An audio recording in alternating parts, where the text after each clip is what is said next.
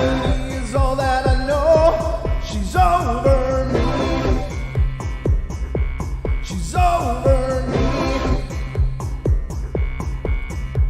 She comes with her hypnotic dance. She holds me here with only a glance. She's over me. She's over me.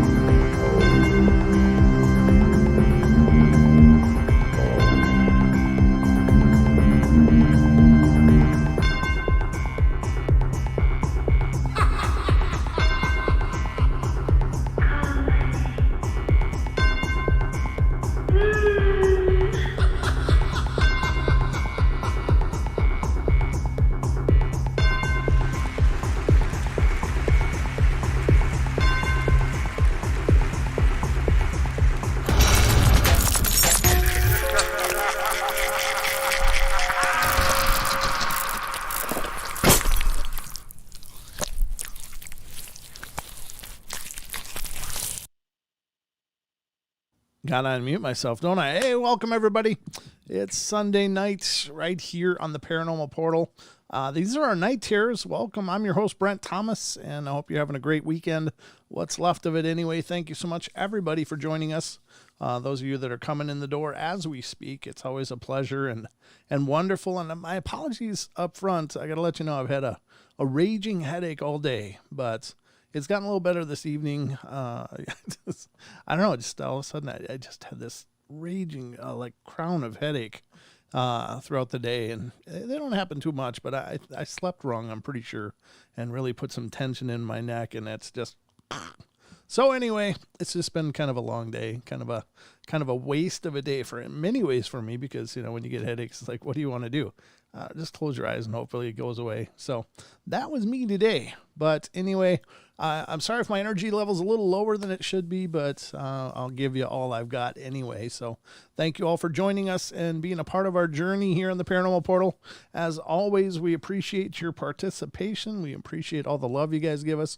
I appreciate all the feedback that so many of you give to us in our comments and in response to polls and things that I put out there to try to, get some insight into what's going on in your minds with the paranormal. And I find it very interesting. So thank you all so much for all your ways of contributing to the show. And thank you to all of you who have shared the news and spread the word about the portal to other listeners out there. I really appreciate it. It's really cool to meet new people. And we've been meeting a lot of new listeners, especially frequently. Oh, hey, Lucifer, I don't see you in here much, but good to see you, brother.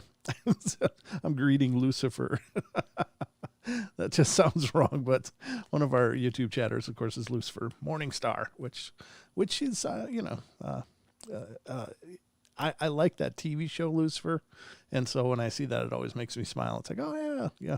And if you've watched that show, you'll see that the character they portray is not this diabolical evil. It's just kind of this misunderstood, I'm just doing my job kind of guy. And it's entertaining. It is what it is. But anyway, great to see you all. I appreciate you guys being here. And I hope we've got a good journey lined up for you guys tonight. We're going to do the Cryptid Corner. And we're going to talk about some Bigfoots and some other cryptid stuff here. So we've got a lot to get through. The phone lines are open. Area code 720-923-0500. And, hopefully if you've got something paranormal or cryptid to share, you'll call in. I'd love to hear from you. The new podcast is coming out after the show, following the show. And today's release is from John from Australia, who's had some incredible Yowie encounters and dealing with Yowies for years on his farm and property. So I hope you guys will check that out.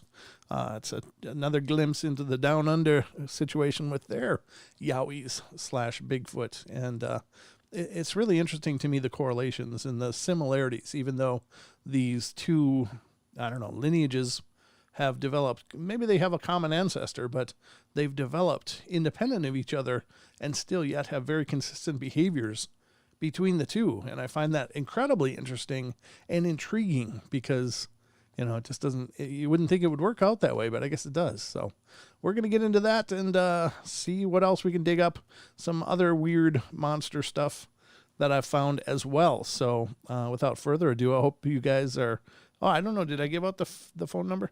720-923-0500 if you want to call in. 720-923-0500. And of course, one last caveat is that if you have paranormal encounters of your very own and you'd like to be a guest on the podcast, to be interviewed, please get a hold of me via email at paranormalportalradio@gmail.com. Now, if you've already gotten hold of me and I've already talked with you, just please keep after me about it because, I've had so many things going on in the recent months that I've just really struggled to stay on top of things in many ways. And I apologize. My lack of contact is not due to lack of interest. And so just keep messaging me if you would, please. I'm trying to develop a new system to get way more organized with this. And, hopefully we'll get this all sorted out. But anyway, don't give up on me, baby. So I hope that makes sense. Anyway, I guess that's all I got on the front end. So without further ado, I hope you're ready because it's time for bed.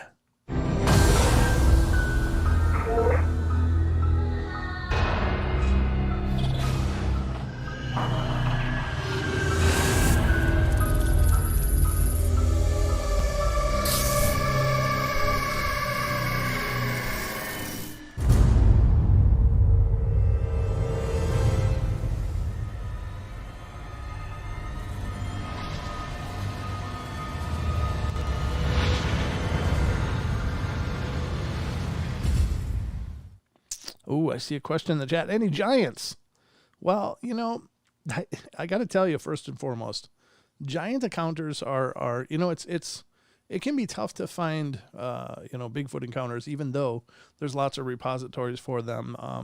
There's quite a few Bigfoot. There's quite a few of Dogman.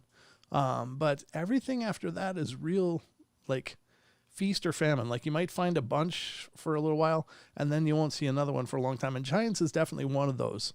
Finding, encounters with giants is incredibly rare, at least in my research. Now, I may not be the best researcher as well. And I would encourage any of you, if you come across resources of, people sharing encounters with things like giants and other cryptids, by all means, email me articles so I can get in touch with the authors and see about utilizing some of that material for the shows. I'm perfectly happy to get any references that you guys have that maybe you've enjoyed. So in many ways, it would help me a ton. So, but I'd love to do more on giants if I could find any decent number of experiences that people have had. So it's just really tough to do. So, you know what I did forget though?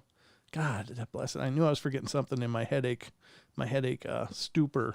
And that was Trail Cam Terror, but we can pull something up later if you'll bear with me. I'm going to have to kind of do it on the fly, which is pretty sophomoric, I guess. But, I completely spaced it out. It's just been a long day. I literally slept most of today just to get rid of this headache, so my apologies for that. What the hell was I doing? Oh, yeah, I remember what I was doing. Okay, here we go. Here's the first article of the night, ladies and gentlemen, dealing with the cryptids. I don't know this one. This is brand new to me, and I just discovered it a few days ago in my research, and so I was like, oh, this would be a good one. Hope. So let's get into this one now, and this is coming from Mysteries Are Unsolved, folks. Mysteries Are Unsolved. And it's the mysterious incident of the USS Stein monster. And I'd not heard of this before, so it's by Laura Wilson, or Lara. I'm not sure how she pronounces it, but it's actually from January 24th of this year. So we're going to see what Laura's got to say about this. This is, again, brand new to me. It says the USS Stein monster was an identified sea creature that apparently attacked the Knox-class destroyer escort USS Stein, which is DE 1065, which was later redesignated as a frigate, FF 1065, in the U.S. Navy. The ship got its name USS Stein after Tony Stein, who was the first Marine to receive the Medal of Honor for action in the Battle of Iwo Jima. USS Stein was commissioned on January 8th, 1972, and after 2 decades of her restless service, she got decommissioned on March 19th, 1992. The USS Stein earned its popularity all over the world and was when it was attacked by a sea monster in 1976. The monster is believed to be an unknown species of giant squid, which damaged the no-foul rubber coating of her AN/SQS-26 sonar dome. Over 8% of the surface coating was startlingly damaged. To make things even more strange, nearly all of the cuts contained remains of sharp curved claws that are especially found on the rims of the suction cups of some squid's tentacles. The claws were indeed much larger than any reported at the time, which indicated the monstrous creature may have been up to 150 feet in length. Though this mysterious giant creature sounds unbelievable, we actually can't deny that our knowledge of the moon's surface is more extensive than our knowledge of the ocean's bottoms. Therefore, given the vastness of the ocean, we should not be surprised at all if someday the intrepid explorers discover some strange and bizarre new form of sea life that we never thought possible. The creature could be of an enormous size, similar to that of the USS Stein monster, or it could be beyond our imagination with a different body structure formed in a unique way that makes a living. There is a video attached to this. Again, this is coming from Mysteries Are Unsolved. If any of you are interested in checking out that video as well, I imagine it's probably going to be very similar to everything we just read, with maybe some images tacked on it, like a slideshow or something. But I will put it in the show chat, and you can certainly check it out if that is your preference. But I had not, gotten any permission to share that, and I want to be real careful about sharing material on the show. So that was the first article tonight. Very interesting, and I did want to take some time, because I know that by far there's 2 cryptids that are the most popular by a long measure than any others, and that's Bigfoot, probably with a close second by the Dogman. I don't know that they're that they're quite neck and neck. I think that there's probably way more Bigfoot enthusiasts than any other type of cryptid enthusiast, and people that are out there trying to find some kind of semblance of proof to validate or to substantiate the legends. The thing that I find always incredibly interesting about the Bigfoot legends and stories and experiences that people have is, again, the consistency of them wherever they're reported. There are certain behaviors that seem to be absolutely mimicked, even though, again, like for Australia, the Yowie and our U.S. Bigfoot, Sasquatch, skunk ape, not Yeren, that's China, but Grassman and stuff, there seems to be a real consistency in their behaviors, even though they grew and developed and have lived for thousands of generations apart from each other. So I find that absolutely peculiar and interesting, and maybe that is, I don't know if that just stands to reason that that's the way they've always behaved since long before they ever were, separated by the Pangea or, the splitting of the supercontinent. And maybe they've just stuck with that. They're just incredibly consistent. But,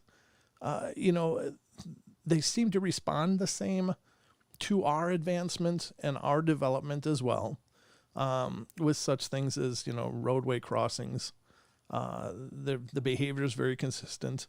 The tree structures, the snapping of trees, the howls, yells, sounds, the Sierra sound type of samurai chatter is real consistent as well. So it seems that if they have a common dialect and vocabulary, that hasn't changed really too much. Now, we don't obviously know what the hell they're saying, but witnesses say that they seem pretty much indistinguishable in structure from, sound samplings of like the Sierra sounds and what witnesses report hearing in first person or have, possibly recorded. You would expect that to evolve and change as well, but it doesn't seem to have very much. Again, we don't know how like with, for instance, our forebears, most of which were not from America, came to America and from Europe and other countries over there, but they developed a common language here, which is very still similar to the English over there. But then again, there was never really a separation. There was, of course, a separation geographically, but correspondences and stuff still, contact was still perpetuated throughout our entire move to the new world, as it were, quote unquote. But there is differences still. Now, you would think that being absolutely separated for, millennia or more would have caused much more variations and such. And maybe it does, maybe it doesn't. But anyway, that's what fascinates me a lot about this topic, is that there seems to be a real consistency that makes them nearly indistinguishable. Now, one thing that I have heard in terms of, like, for instance, the Yowie, compared to the Bigfoot of our Americas over here, is that there does seem to be comparable sizes, in that there are reports of 10 plus feet Yowies, as there are reports of 10 plus feet Bigfoot. There are smaller versions reported as well. There are several consistencies like that, but one difference that seems to be that I've heard several times, one of which was from Cade, who's talked to many witnesses over there, Cade Moya of Believe podcast, and he said that they always seem to pretty consistently have very domed heads, whereas we get the sagittal crests, or the kind of the cone head, more commonly over here. So that could be one difference. It could just be, some kind of biodiversity that has evolved in that separation. But anyway, for the most part, though, they seem to be almost indistinguishable from each other. Oh, let me see. Where's my article that I pulled up? Okay. So what we have tonight is I've got some sightings that have been reported from a site called BigfootFinders.com. And I like this site. I've used it time and again here on the show through years. But what I've noticed is that it kind of seems to have, I don't know, whoever's taking care of this site doesn't seem to have done much with it since 2019, which is really unfortunate, really, really sad to see, because I've enjoyed this site. They've got some really pretty good encounter sightings and reports that have been submitted, and it's kind of sad to see it go. So I don't know if it is going, or if it's just somebody got real busy with the real world and couldn't follow up with it like they wanted to. But I like this site, and we're going to talk about some of these encounters. There's a few coming out of Nebraska that I thought looked kind of interesting. So let's get into those first of all. Okay, so the first Nebraska sighting is coming from Gothenburg, and none of these are really that big. These are really quite brief, but it says, I was walking along a creek and I heard a rustling, so I investigated, and I came across an 8-foot tall, hairy creature. We stared at each other for about 15 seconds, and then he ran away, letting out a huge woo. I lost sight of him after he ran away. He was very fast, faster than any human I have ever seen. And the nice thing about this is that the author, the site, the webmaster of the site does give their feedback. He says it's part of a series of sightings over the course of 2 days in Nebraska. If you've seen or heard anything in the area, please report. So that's the first one, and there's 4 of them here total. That was number 1. Number 2 is from Bellevue.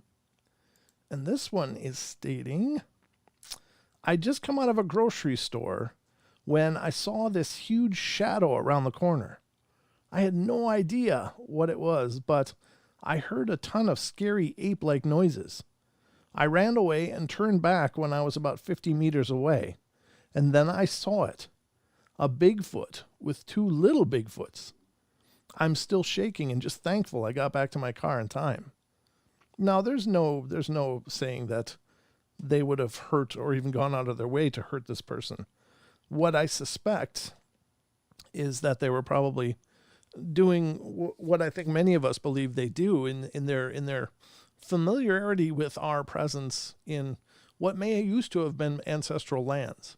we've encroached upon their ancestral lands or lands that they've used for thousands of generations. And now they have adapted, and they've adapted in such a way as to, glean off of our waste. I think we're incredibly wasteful, and we throw away a lot. And obviously with like landfills and stuff, they're full of bears. Well, why is that? Well, because animals can still eat our waste. Our waste to us is not really palatable, but that's because we've got pretty weak digestive systems. I think that through generations and generations of processed foods and uber hygienic practices, we probably weakened our systems in many ways. Like, your dog can go down and start drinking from the lake. But if you do, you're going to be puking and get diarrhea and and be struggling for days. Well, it's because the dog system is so much more robust and can handle the bacteria and stuff so much better than ours can. But I think it's same for the Bigfoot, like things that we would turn our nose away from. They would think, God, it's like, this is like a buffet. So I think probably what was going on in this situation was they were just taking advantage of the low-hanging fruit, so to speak. They were just, hey, there's a whole bunch of food in this box over here. Let's grab the kids and go. So, and again, if there was a female and 2 kids, there's probably a big male somewhere around there too. So, but yeah, I don't think, obviously seeing anything 8 foot and really strong and spooky like that would be terrifying. Don't get me wrong. I'm not saying, hey, just wave and just even get a selfie. But, I guess I can't blame them though. Just hearing one growl behind me was enough to, fudge stripe my underwear for for a long time and not set foot back in the woods for, a couple of years after that, just because I was so freaked out. And that was when I was 14.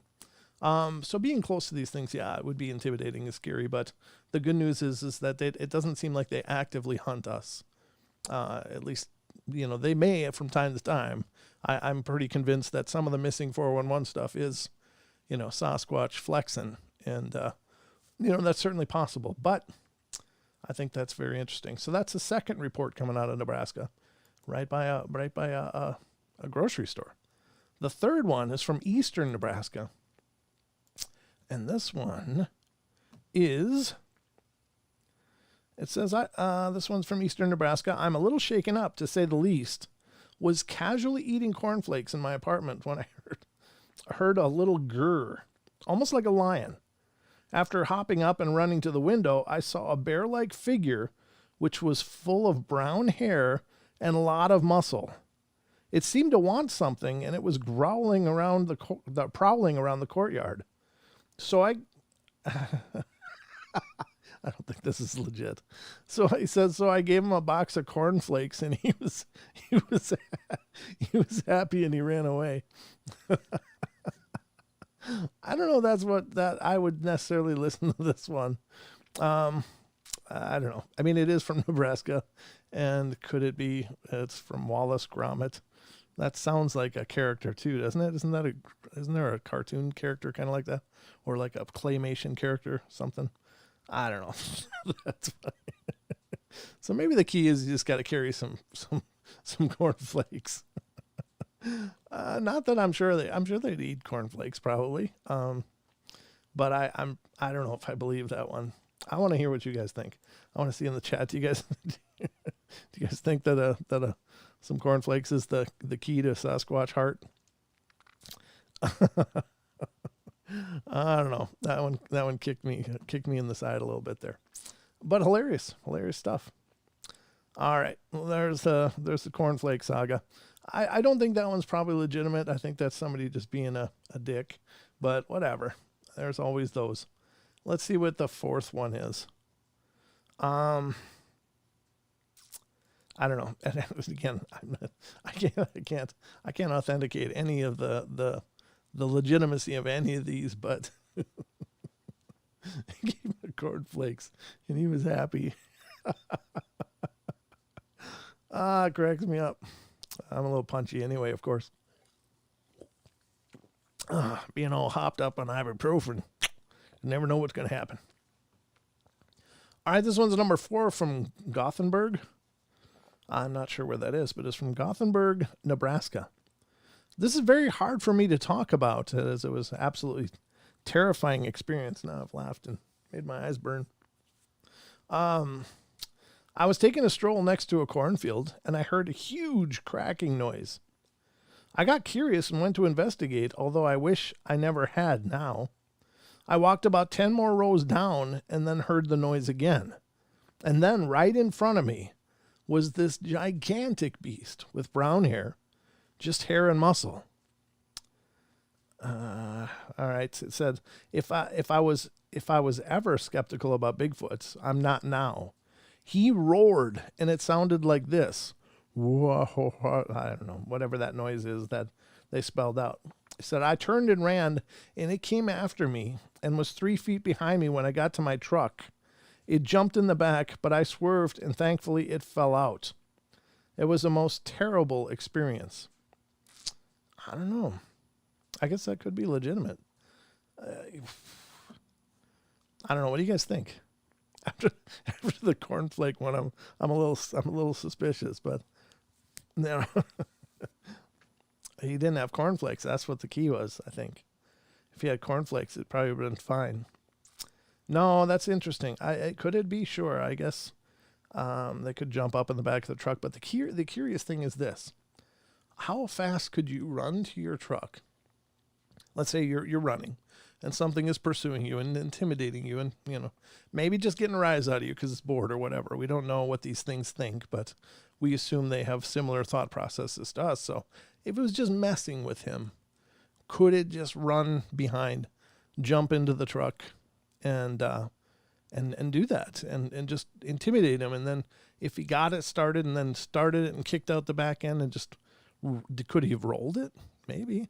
Rolled the thing out of the truck is what I mean. Maybe so. So I don't know what you think. If you think that's possible or not, let me know what you think in the comments. But that could be legit. It could also be a little hooey, but it's hard to say. But this site has a lot of different experiences, and those are just a few of them. Here's some coming from Ohio, and excuse me, sorry. It says this is from 1995 is when this happened. It says the timing of the encounter may be incorrect, as I was just a child when this happened. I also reported to the BFRO a long time ago. Here goes. I grew up out in the country in New Cornerstown out on Gravel Lick Road, and this was in the 90s.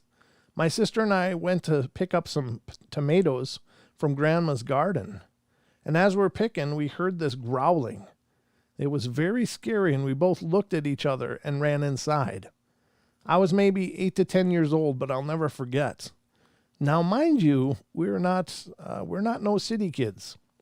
Double negative there. We'd been raised out here and had many dogs also. Whatever we heard that day was not one of our dogs. Second, my aunt heard the same growling when she was down over a hill looking for her dog. Third, our cats used to climb up onto the top of our trailer in the middle of the night. The dogs would be silent. I'm a very strong believer in Bigfoot due to all the crazy things that happened to me when I was a child. The expert opinion is, thanks for the report, Kim. It's difficult to say what that creature might be without a bit more description. Did you ever look around for tracks or bits of fur left behind? That's a good question. And I think that's probably a pretty good, I don't know. It seems that they are pretty conscious of the fact that they leave tracks, and they seem to be pretty conscious of the fact that we look for tracks. Case in point, there was an old Native American lady, and I don't remember where I read this, but I also don't remember where she was from, but I'm pretty sure it was from Oregon or Washington. And she tells the story of how when she was younger, she saw a Bigfoot walking along on a logging road. And logging roads, if you're not familiar with them, are just very rough cut paths. They're really kind of end up just being these two trails right next to each other, parallel, where trucks can get in and out hauling lumber. But they're generally dirt or, some form of mud and dirt and light grass and stuff. But if they're traveled, they get pretty beaten down and you generally probably could track most animals just by following a logging trail. But what she observed was this Bigfoot walking along and dragging behind it a huge branch of cedar and essentially wiping out its own tracks. That's a very, very intelligent thing to have happened and to have been observed. And I find that absolutely incredible, because that has to be in response of them knowing we look for tracks, because, other animals don't. The other animals track by scent. They're sitting around sniffing and smelling. So I don't know, maybe the cedar gets rid of their scent too. I don't know. That's possible as well. But it seems to me to be a very deliberate way of erasing the footprint impressions from that logging road. And I think that's incredible. I'm not sure, again, where I heard that. It's years ago somewhere, but I remember just being absolutely blown away by that, because that's some pretty serious problem solving and intelligence at work there. Very incredible. So I don't know what you think about those kind of reports, folks. What do you think of those? What does that mean to you? You have to let me know. But I think that's incredible. I think it just shows really problem-solving abilities being displayed. So I think that's very interesting. Here's the next one, is coming from near collision with large creature in Wilmona, Florida. And this is, I was driving home at 2:30 a.m., came around a bend and almost hit something standing upright at the edge of the road. Now my truck stands about 6.5 feet, and I could see the head outside my sunroof. It was at least 2 feet taller than my truck. It was very dark in color, almost black. Very hard to see it. It happened so fast. By the time I slowed down and looked in my mirror, it was gone. And if I had to guess, it was about 2 inches from my passenger's window, or passenger's mirror. So that's very close. But 2 feet taller than a 6.5 foot truck. So that's getting 8.5, 9 feet range. That's pretty amazing. Now, the curious thing is that a lot of times we hear reports of like the skunk ape, for instance. And there is a biological theory that the closer you get to the equator, the smaller species become. And so oftentimes it's been surmised or believed that the skunk apes, or that variety of Bigfoot, is not quite as big as the ones in the Pacific Northwest or up into Alaska, Canada, etc. That the further away you move from the equator, the larger the species becomes, which in some ways it seems it's almost contrary, because of course the caloric needs of a creature that's much bigger would be much greater.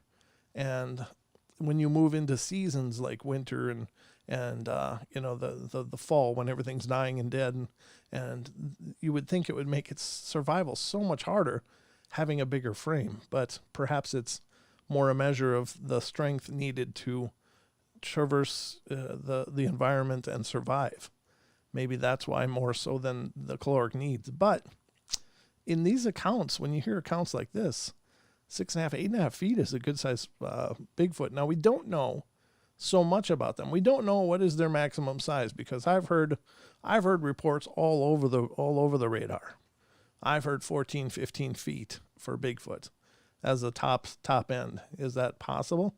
Anything's possible. I don't pretend to know, but it seems incredible at the same time. Now, for skunk apes, maybe that is the topmost range. Maybe that's all the bigger they can get. Maybe that makes that biological rule true. And I can't remember what the name of it is. It's long since left my memory, but the definition of it I remember, not the name of it though. But again, there's no knowing. We don't know how big they can get. We have all kinds of different stories. Now, again, in some of that, you have to weigh in the fact that when people report things, they're usually in a real adrenalized state. So it can change or alter your ability to perceive with the precision that you may when you're just calm and relaxed. So maybe things get bigger because they're scarier in your mind and in your memory. So there could be some of that involved in some of these reports as well. But, it seems that there doesn't seem to be a huge variation in the size. Many people suggest that the ones that people see are actually more the juvenile or young adults, and that the real adults, the real full-grown ones, don't ever get seen. They're so far away and in the thick of things that they're never observed. And maybe that's true. Maybe they really do get that big, and it's all the younger ones that are looking in windows and trying to figure out what's going on in our world because they're young and curious. And then again, there's the belief that when a young male reaches a certain age, they get kicked out of their family group. And I don't know if that's, because of the whole alpha male thing. Now you're not a kid anymore. Go make your own way, or what? But if that's the case, how big do they get? And I can't even begin to guess. But again, I've heard all the many claims, and that's worth what it's worth, I guess. But there are no numbers on the books, folks. Let's get to another one. This one is suspicious bipedal activity in Linley Valley Park, Nanaimo, British Columbia. So that's in our neck of the woods. I'm in the north tip of Idaho here, so just kind of south of BC in a sense. But it says, this is from 2016. Walking off trail inside the valley, my friend and I went to a small pond area with lots of trees surrounding us. It was quite away from any trail in the park. Admiring the beauty was cut short by an eerie quietness. The birds quit chirping, and all of a sudden we saw a huge boulder-type rock get thrown into the middle of the pond. There was nothing that could have thrown that. Well, we ran back to the trail really fast. I'll never forget the feeling of being watched, followed by the silence. Then silence broke with the splash of the boulder hitting the water. It was more than enough for us to believe that a bipedal creature, cryptid, could very well inhabit this beautiful island. I will never hike alone off trail again. It's just not safe out there. Best regards, Christina. That's from Christina Joan. It was posted on January 2019, but the report is actually from July 9th of 2016. Wow, that has got to be intense. Another thing with the rock throwing is that, of course, I would imagine throwing a boulder is kind of a feat of strength. Like, look at how strong I am. You sure you want to mess with this? It's just a real quick, just like the tree breaks. I think the size of the tree breaks and the size of the structures they're all like, they're roadmaps. They're like placeholders. And I think bears do something similar in that big grizzlies and browns and Kodiaks and stuff are known to scratch and stretch up on a tree as far as they possibly can and start scratching, and scratch up the bark. And I think that those are visual cues for other bear that may move in, and they can see those and go, oh, that's bigger and I can scratch. Now let's get the hell out of here. So I think that these kind of markers, these tree breaks, these structures, these huge rocks being thrown and moved are kind of the same thing. They're kind of like, this is what I can do, and it's going to be my place unless you can do better. Because I think that they are so fast, strong, quick, but in their range, the bigger ones are more dominant as far as I can tell. As far as everything I've heard, the bigger the Sasquatch, the more he can claim. So I don't know. That's pretty sketchy, man. I've heard reports of, like, there was a expedition that went up I think it was up in Alaska, and these people were basically canoeing up one of the rivers, and they stopped at a point it might have been in BC, Canada, but I think it was in Alaska, and they stopped at a point and made their camp right on the edge of the stream river, I guess, that was going up. And it was kind of a rocky beach-like area next to the woods and stuff. And they were in there, and all of a sudden that night they're kind of camped down in their tents. I think they're still around the fire.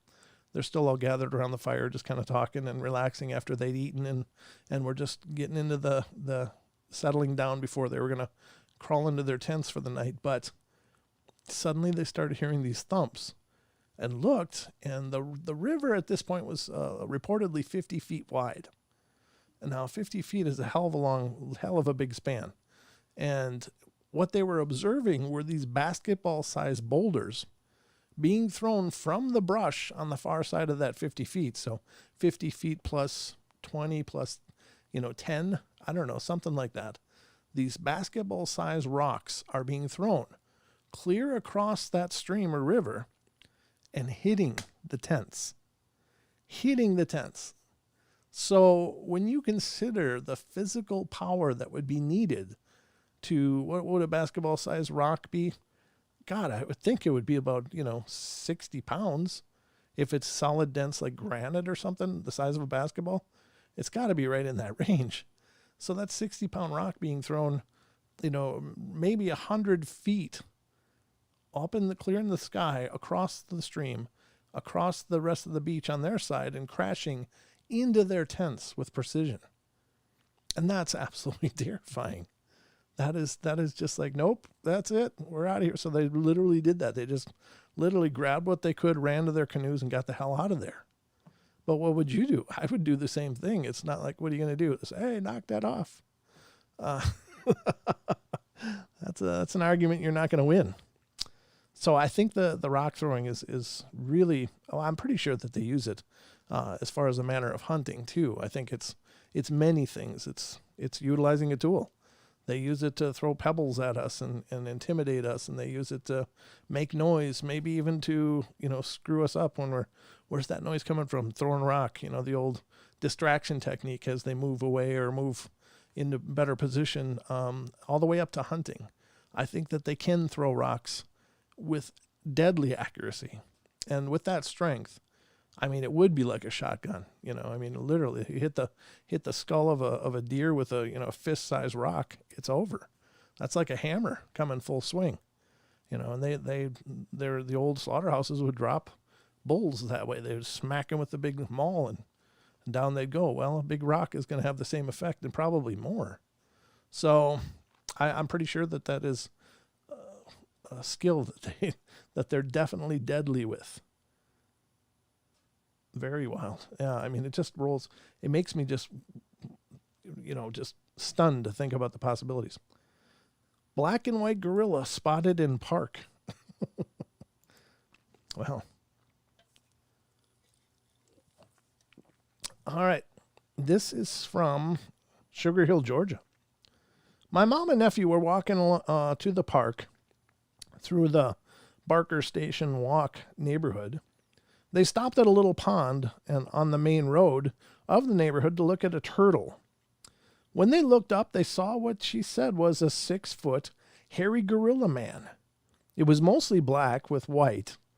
When my mom said my nephew's name, it took off running. She said it was so heavy and big, you could hear his steps when he ran.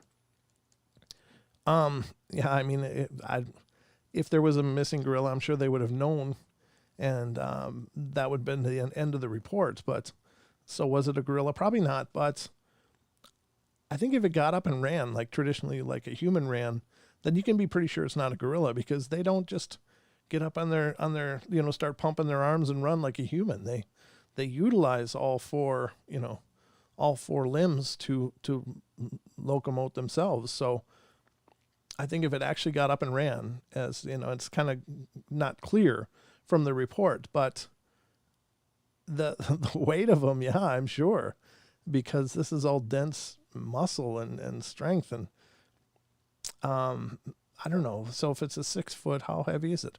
It's probably 300 pounds ish, or 350 pounds. And it's probably running for all it's worth because it's freaked out. But I would just watch, and I saw it long ago, but I just saw it again recently. The video that was taken from the zoo of this little kid, just in the window of the gorilla exhibit, and the gorillas are on the other side of the safety glass. Now this safety glass is probably 2 inches thick.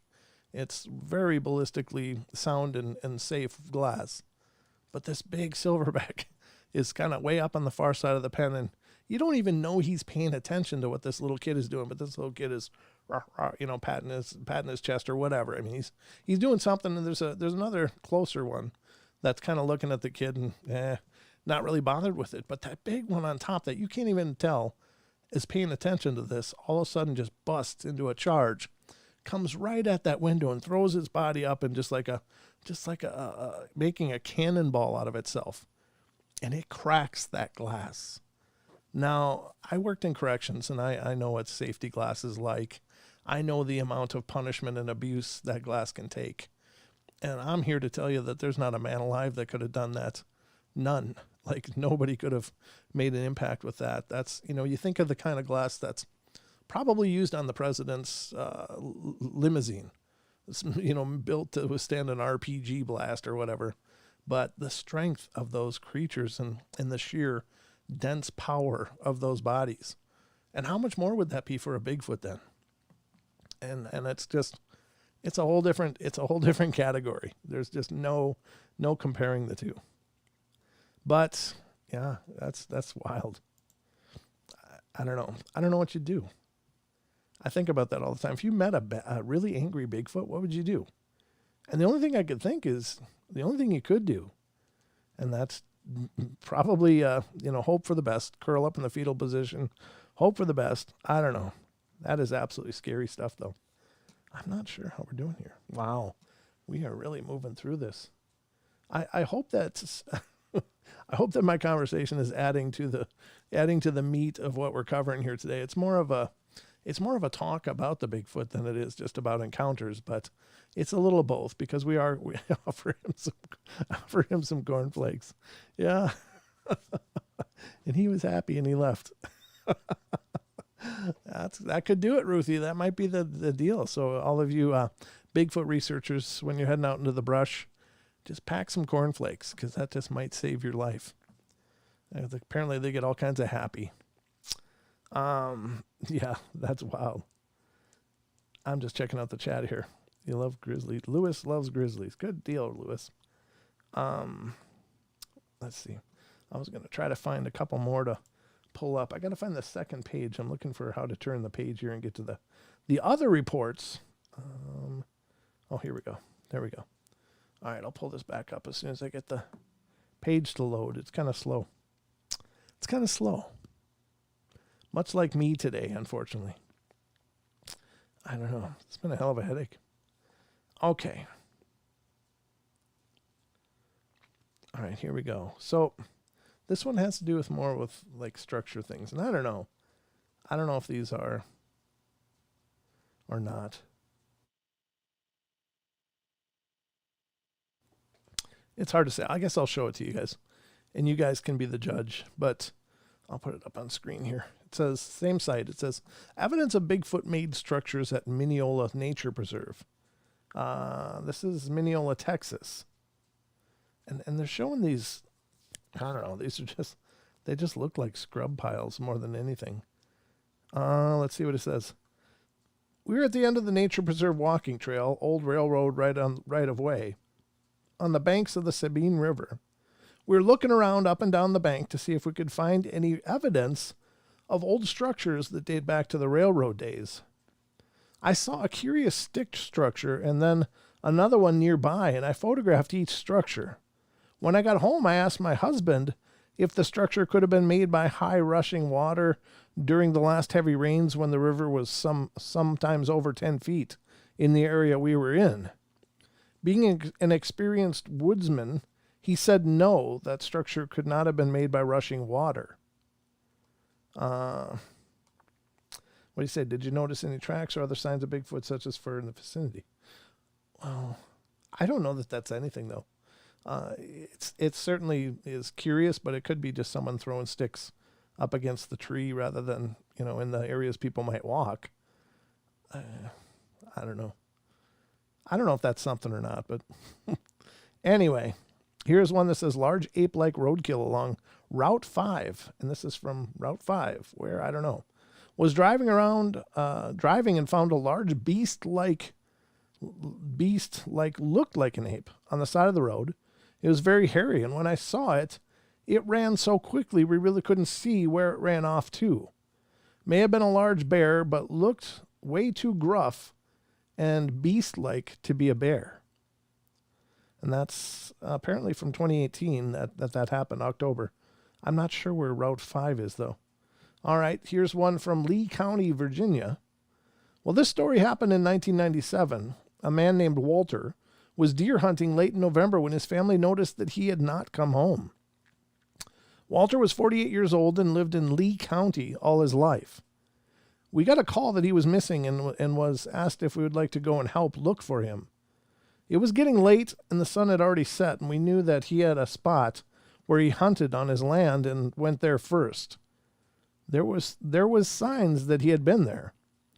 Later on that night, we returned back to his house, and we saw him sitting on the edge of his field staring into space. His clothes was shredded off of him, and he was white as a ghost. Oh, God, we got to read the rest of this. You can look at the full report here. He was white as a ghost. We got him home and started telling us what had happened, and he said that he reached his hunting spot and entered his deer blind. He said he sat there for about an hour when he heard something coming through the woods, and excited he thought a deer. Well, 25 to 30 minutes went by and the deer never came, or the deer came up about 20 or 30 yards just out of the thick woods where he was hunting, and he took the shot. The deer took off up the hill where he was sitting, and 15 minutes he took off after it. Trailing the blood from the deer, he walked on to a logging road where he saw what looked like a man ripping the deer apart.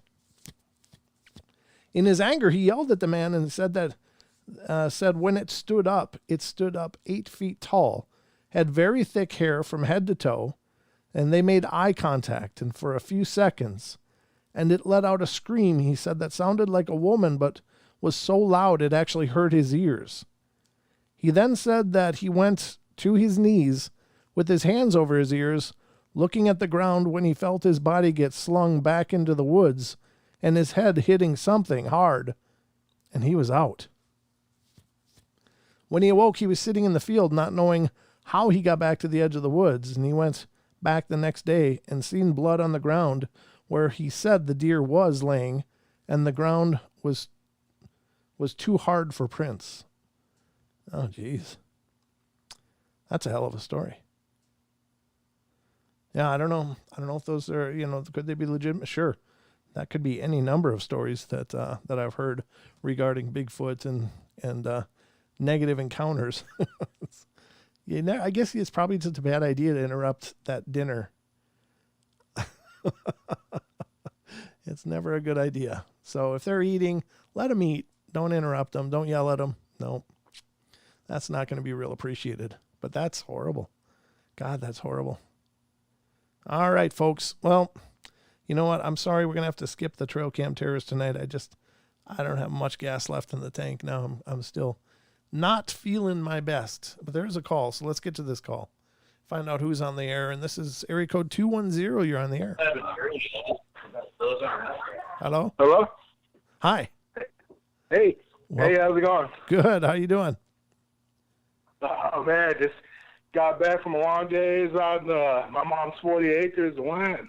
Oh, okay. Tripped out, man. People saying in the chat I saw something. I didn't actually see something. Basically, what happened was my friend had been basically mowing the acreage. My mom has 40 acres out of Moore, Texas. Okay. And let's say pretty much I was just chilling in the truck, while he was, dumping stuff at the pile where we have a brush pile. Okay. He's just dumping a whole bunch of shit, And I start, I'm in the front seat, just kicking back, listening to music with the headlights on because it's dark. It just turned dark, Sure. And then out of nowhere, I just see like the tree branches move and it's like somebody's peeking through. Oh. But I get up, but I have the full headlights on and it's like, it's wintertime out in Texas, but it's not really that hot. So everything's kind of like dead. So it's like, branchy trees. So I had the headlights on in the truck and I don't see anything, moving the trees or nothing like that. I just see the trees moving like somebody's on the ground or in the middle of it or standing up and moving the trees in a motion, like holding them and like, you know, there was no wind blowing, no nothing like that. Sure. You know, it's really weird, like I was being watched, you know? Wow. So I get out, tell my friend that's dumping all the brush out that's been working all day, you know? And he's like, he goes, what the F, you know? He goes, I just saw the trees over here do the same exact thing you just told me. What the hell's going on? You know, what? You know, like freaked out kind of, you know? Right, absolutely. And so he has I told him, I was like, man, just snap a couple pictures, just not even thinking about it, you know? Yeah. So he snaps 3 pictures of the pile of brush where we're at, and gets a really good, like, it doesn't seem like it fully went through, but you can see like something like hunched over with the eyes like glaring at us, but trying to go away, you know? Oh, man. It's just really odd. Wow. Like, really odd. I can't explain it, you know? It's just, like, all day we felt like we're being watched. You know, we're in 40 acres by ourselves, you know, mowing the lawn, mowing the acreage, you know, mowing the big stuff and, you know, all the grass and branches and, you know, clearing spaces out because my mom has 40 acres, so she has 10 acreage lots, you know? Okay. So we had each lot we had to clear out. Wow. And all day we felt like we're being watched. You know, it's just like this oddness, you know? That's really strange. It's really weird. Yeah. Yeah. Like, I can't really explain it, but the pictures, you know, like my friend sent them to Truth Hip Hop Consciousness, my little brother, you know? And he'll send them. I'll email them to you, man. It's like trippy. It freaked me out, man, when I saw that, you know? Like, it freaked my mom out so much that she didn't stay there tonight. You know, she went back to her boyfriend's house. Right. Now, is there any history of things happening? It's freaky. It is, but it was... not really much. It was more like we're being watched. Like, they knew not to come near us. I mean, because my friend has a sound system in his truck. You know, so there's bass, you know, like, you can feel it. You know, you can feel the bass. You know, I had music bumping, and, you know, I just see the trees move, and I'm like, what? Yeah. I'm not hallucinating, am I? I had to hop out the truck and stand up and look, you know, with the headlights on, you know? Right. And nothing. There's nothing on the ground. Nothing at all. And I hop out, and my friend's looking at me like, with this, like, scared face. I don't know, not really scared, but like dumbfounded, like he didn't know what he'd seen. Right. So it's really odd, man. Like, now I'm supposed to ask you what the street name. Oh yeah, that's right. Bigfoot Yancey. That's what the street is called. Like when you get off I-35 in Texas, the street right there, it's off a railroad track called Bigfoot Yancey. And the funny thing is, if you go all the way down Bigfoot on Bigfoot Road, it's where they find the Declaration of Independence for Texas. Wow. Like right there. It happens to be right there. There's a lot of history right there. There's a lot of Native Americans, you know, that lived there in the past. That's incredible. You know, that obviously the land was stolen and all that, you know, bull, and, you know. But there's a lot of history behind everything. So I'm not, you know, I don't know what to say, you know?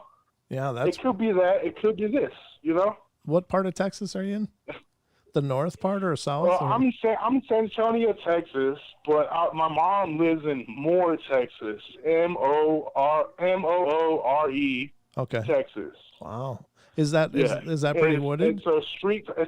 Off a street called Bigfoot Yancey, out of all names, you know. Oh yeah. And then also, we've been going around and we were finding like these patches of like it looked like a bed almost, so like branches or something like that. It looked like a bed, like had been made like layers, layers of things like had been laid on. And my friend that's working out there, I took out, happened to say, hey, did your stepdad, your mom's boyfriend or whatever, did he make this? Did he pile this up? Right. And I went and asked my mom. She's like, no, what are you talking about? He needs to just clean that up. Right. It's trippy stuff, man. It's weird. That is very weird. Now, you're kind of in this, your mom rather is kind of in the central, well, she's in the lower half of the state. Down south Texas. Yep. Yeah, like real down south. Yeah. Wow. Okay. So I'm looking at a map now to see where you are. Is that a lot of woodland around there? Or what's the habitat like in that area? Oh man, it's nothing but woods, man. It's like I said, she owns 40 acres out there. Yeah. There's nothing but woods. You know, you go in there, you cannot walk without a machete or something to walk through to get through. Okay. You know, yeah, I mean, it's really a lot of brush and all that. You know. Sure. I mean, illegals pass through a lot. There's a lot of border patrol, but I don't really know, man. It's just a lot of things going on, you know, all at once. Wonder if it could be a dog man, though, because I was just thinking, usually we don't hear a lot of Bigfoot reports from southern Texas. You usually hear it from the big thicket and up on the northeast part of the state. But down south, there's lots of reports of the dog man, and especially around border patrol areas, people in the border patrol seeing dog men. Oh, really? Yeah. Wow. Shit. I mean, like I said, it almost seemed like, I mean, you know how they say Bigfoot can, you know, not be seen by the human eyes if they're peeking on you or like, you know, looking up on you. Right. It almost seemed like I was being watched and they're peeking through the trees and I couldn't see them on purpose, you know. Right. You know, like they didn't want me to see them. Was there any eye shine that you saw during this experience? No, that's exactly what we got. My friend what I told my friend to do, because I was talking to my brother, like Truth Hip Hop. I was talking to him on the phone, and he said, "Take pictures right now of that bed." And as soon as we did, we got one. We got exactly one of the eyes looking back. That's color? What I want to email you. Okay, what color is it? Just out of curiosity, we're getting a question in the chat. It's kind of like a green, bluish. Okay. Wow. White. You know, something like that. Okay. I mean, I have to have Truth Hip Hop send it to you, Greg. I have to have him do that. Perfect. He's got the pictures right now. Awesome. Well, that was really, when we saw that just like, you know, it was like, man, there was something there watching us, you know. Man. Well, be careful down there, man. Be real careful. Be real careful. Look, you know, if you ever get a chance, I don't know if you're going back there anytime, but it would be kind of curious if there's any tracks in that area, you know, if there was the ability to look for tracks. Yeah, man. But thing is, down in South Texas, we got a lot of hogs, you know, so they tear up the land. Sure they do. So there's a lot of like holes and, you know, we don't know, you know, there's a lot of dug up land, you know, there's a lot of sand too. Yeah, there's like sand and dirt. Yeah. Yeah, but you may or may not find them. But yeah, I mean, we could. I mean, if it rains or something like that, maybe, you know, if it's a Bigfoot, it'd be obviously you can go out there and see it, you know. Right. Yep, or look for other tree breaks and things like that, other signs, and see what you find. Yeah, exactly. No, that's what we saw all day. Okay. We saw the tree breakings, and right next to the piles of, like, it looked like a nest almost. Yeah, take pictures of all of that. Yeah, like a pile, like layered nest. That's what it looked like. Right. And my mom was having my friend trying to like clean all that up, and he kept thinking my stepdad, or my mom's ex-husband or whatever, was piling right up and working on that. And I said, no, man, he's not. That's natural. That's just out here. My mom bought this, and it was like that. Wow. Yeah, you don't want to mess up really their bedroom. Odd, weird stuff. You know, I don't know what to say. You know, we got pictures of it, so I mean, I'm gonna send those to you. So yeah, please do. I'd love to see all of it, and just be careful, you know, because you don't know what it is. Oh, for sure. But yeah, man, I appreciate you letting us know, and keep us posted. Anything new comes up, please let me know. I'd love to hear more. Oh, most definitely, man. Most definitely. All right, brother. I enjoyed the show tonight too, man. It's great, man. Oh, cool. Thank you. I appreciate that. And thanks for being here. Yeah, man, for sure, dude. All right, you have a good night, man. All right, you too. Thank you. I'll talk to you later. Okay, see you now. Peace. That's cool. Wow. Yeah. It's just you don't know what it is. That's the weird part. What is it? Is it a Bigfoot? Is it a dog man? I mean, I'm not saying that there are no Bigfoot reports down there. There are pretty much everywhere, but just the majority of them always seems to come out of the big thicket or northeast Texas by the border there. And I don't know. That's pretty strange. But you always hear about them along the national border with Mexico, for the dog man. There's lots of reports coming out of there. So whatever it is, man, just gotta be careful out there. Be careful. We don't know what it is, but we don't know what they want, and hopefully they're already well fed. So very cool. But guys, it's gonna wrap up what I got for you tonight. So I hope you've enjoyed our journey tonight through the cryptid corner of the night terrors. And if you come across any material or phenomena that you'd like me to talk about, please email me at paranormalportalradio@gmail.com. I'd appreciate it a bunch. And please remember, I love you. I truly do. So I hope you guys know that. I hope you feel it. And I hope you'll keep coming back and keep spreading the word, letting other people know about the portal. It's always my great pleasure to do these journeys with you. And it's even a greater pleasure knowing all of y'all are here with me. So thank you all for that. Have a wonderful rest of your night. Have a good Monday and Tuesday. And I'll be back on Wednesday with Don, and we'll get back into it. So you guys take care. Peace out. Be good. Live life in love. And just remember, I love you all. Be good, be kind, be nice. Take care of each other. Help each other out. Find the magic in every day, and remember to laugh. Oh, and sweet dreams.